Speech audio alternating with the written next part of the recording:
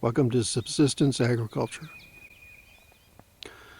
What we're doing is taking a spring tour to farm, looking around a little bit, seeing what's in bloom, different things that have occurred over the winter, things we'll be working on moving into the summer. What we have here is a couple of nectarine and one peach tree. These are semi-dwarf varieties.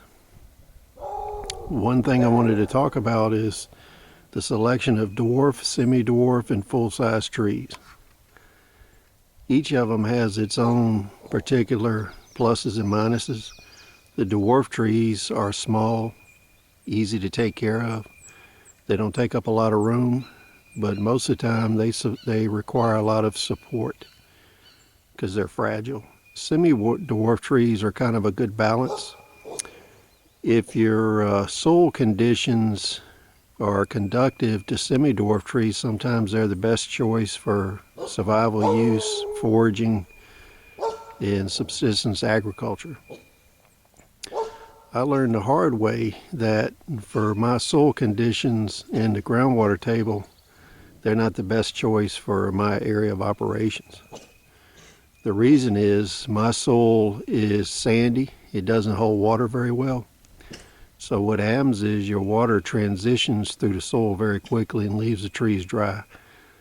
And with dwarf and semi-dwarf trees, the root stock is very shallow. We also have a lot of high winds, and they're also susceptible to wind damage because of the shallow root system. We have 3 to 5 foot of sandy residual soil, and it sits on top of a shallow clay base or directly on top of rock. So what we found in experimentation over the last 7 to 10 years is that full-size fruit trees do the best here. What they do is penetrate over the first 5 years down through the soil, the sandy soil, and the roots reach the rock clay layer, and then they begin to water themselves.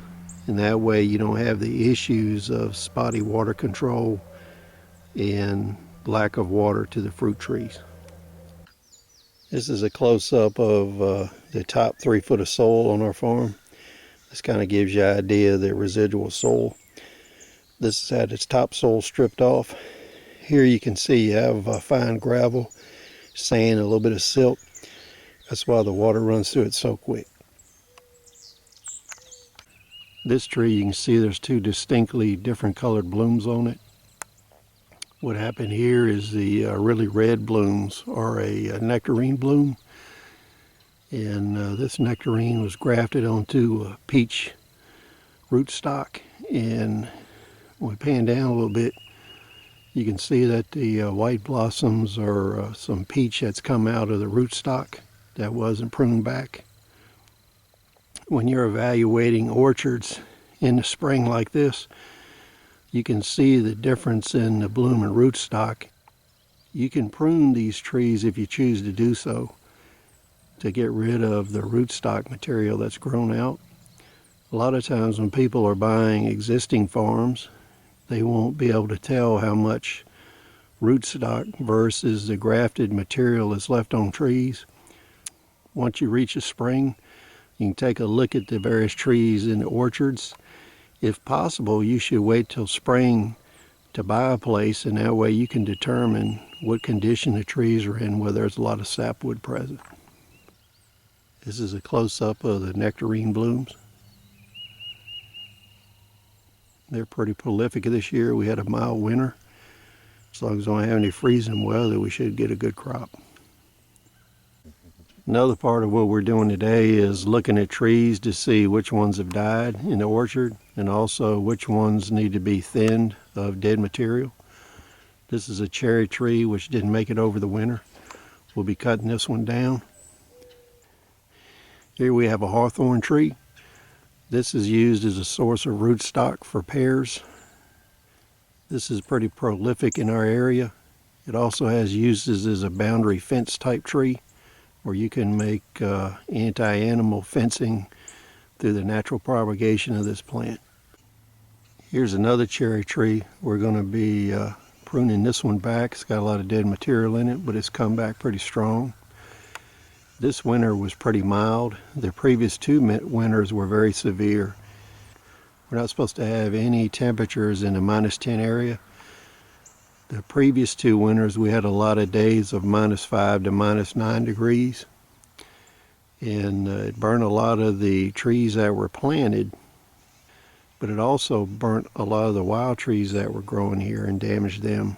So we're still in the process of cleaning that up around the farm here. Here we have a mulch pile. This one's rotted down over about 2 years. We can see here that's got good mulch, kind of soil mixture. We'll be digging this up and putting it around our fruit trees, which will include the peaches and nectarines. It's one of our farm hounds. He's real good at keeping the rabbits and the deer away. Here's another one of my helpers.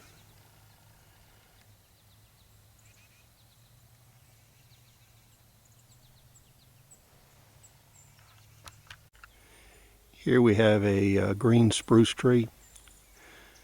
At one time we looked at doing a Christmas tree farm. What I found here is these grow extremely well here in this climate. In the shallow areas, it takes about 2 or 3 years for the tree to tap down into the water table. Then they take off and grow really well. The Christmas tree farming is very labor intensive and the profits are kind of mediocre.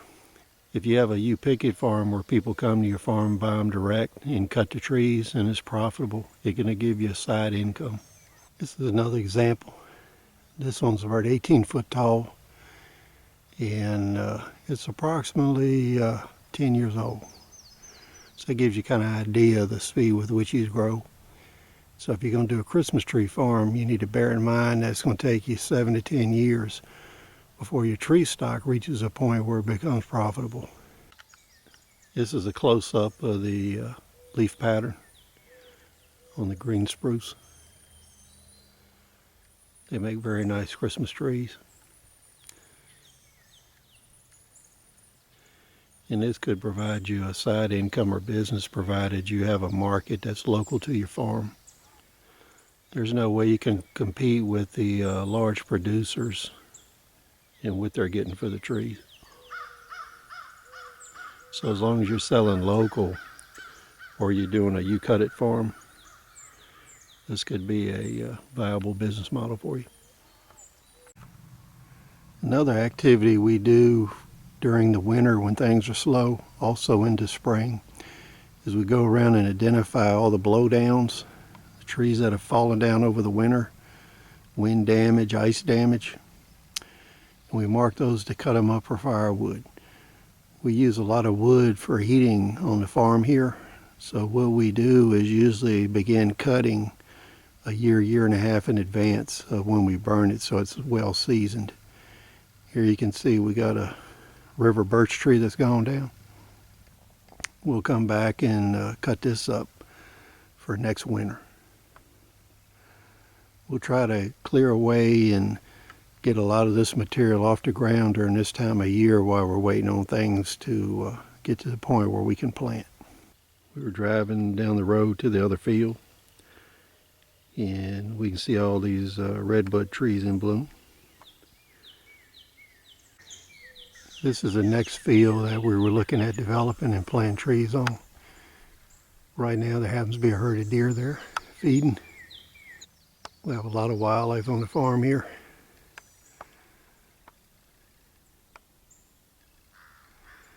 We have several herds of deer.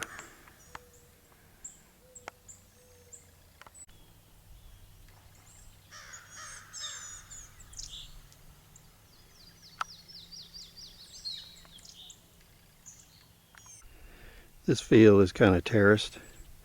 We have an area right here where we're standing. We're looking across it. This is roughly a 12-acre field. We're looking at putting additional fruit trees and nut trees here. This particular area, we're about 4 foot above the water table. As we rotate down, we're rotating to a creek. Now this is a braided creek. It's about 40 foot across. down in that lower area, that'd be an excellent area that you could put dwarf or semi-dwarf. It's high enough that it doesn't flood, but the water table is approximately 2 foot, which would perfectly suit the rootstock of semi-dwarf or dwarf trees.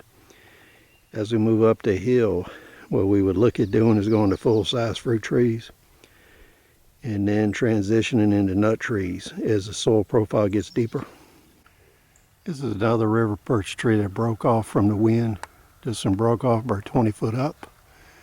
We've started to work on it. We'll zoom in a little bit. It goes down into the creek area. This tree was probably about 130 feet tall. We'll cut that up for some of our winter firewood. But you can see here, this is the flood area adjacent to the field. So you wouldn't want to plant anything in this vicinity. You can take a look and see how these roots are buttressed. That's a sign that you're in the floodplain. So what we would do is come slightly uphill where we're about 2 to 3 feet above the water table and plant some semi-dwarf and dwarf trees.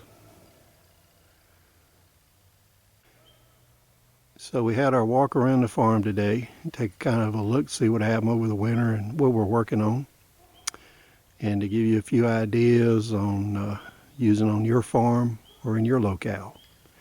So if you have any questions or comments, please put them in the comments section below. We'll see you on the next video.